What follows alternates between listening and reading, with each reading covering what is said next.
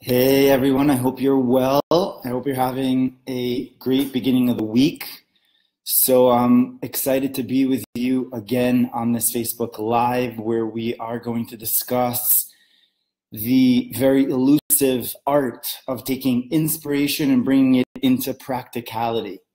So how does this relate to the times that we're living in right now as we're supposed to be living with the times, we're supposed to going with the flow of what the real times are, which are the portion of the week.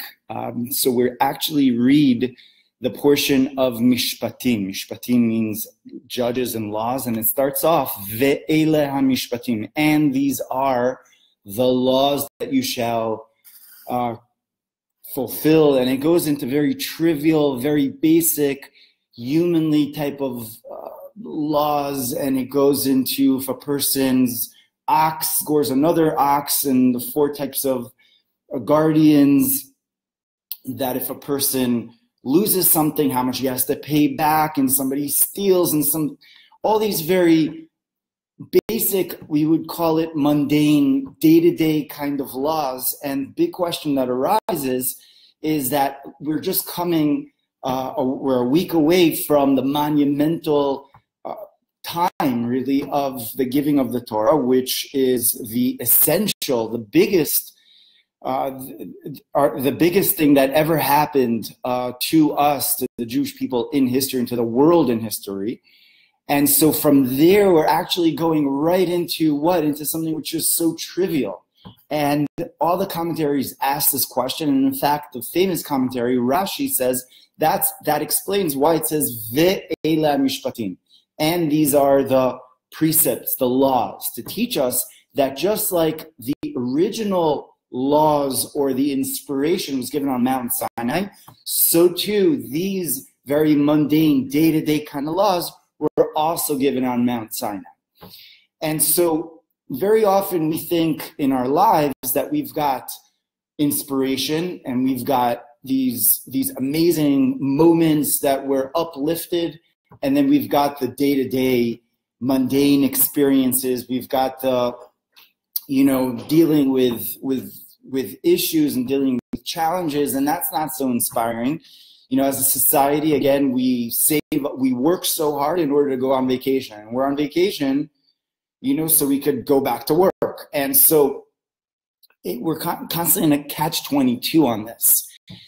And so the timeless message of the juxtaposition of these two parshios, these two portions, the portion of Yisro, of Yitro, and the portion of Mishpatim, teaches us that even within the mundane, even within the day-to-day, even within the trivial, and sometimes even challenge, we have to realize that there is a monumental, there is something which is there for us in the mundane experience. The mundane experience is really an amazing experience. The mundane is just what we make of it. We can make the mundane just a regular Monday, right? Or we can make the mundane, no pun intended, we can make the mundane as the most inspirational experience. It's all our perception. Looking at the detail as something which is divided and separated from the whole, or looking at the detail as being part of the tapestry of the entire panorama, the entire beautiful picture which we are essentially a part of. And so that's what it's about. It's about infusing these two realms, one with the other.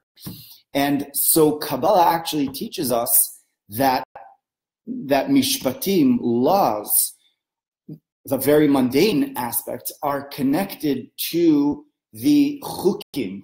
A chuk is there's three types of mitzvot, of commandments. The first level is a chuk, which has no rational explanation to it, like the red heifer, like the bringing of the red cow, and the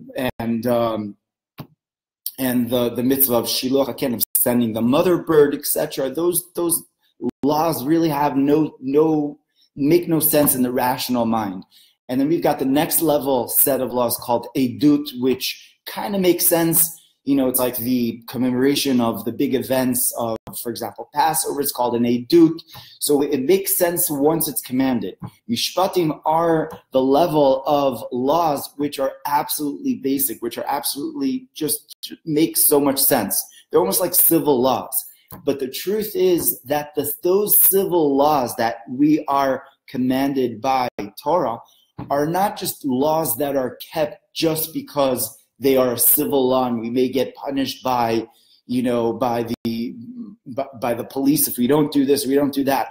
The connection that we have to the law aspect is because really, ultimately, even the thing which is understood intellectually is really something which has a divine source to it. And therefore, its real root is something which is not understood, something which is beyond the rational understanding of any human being.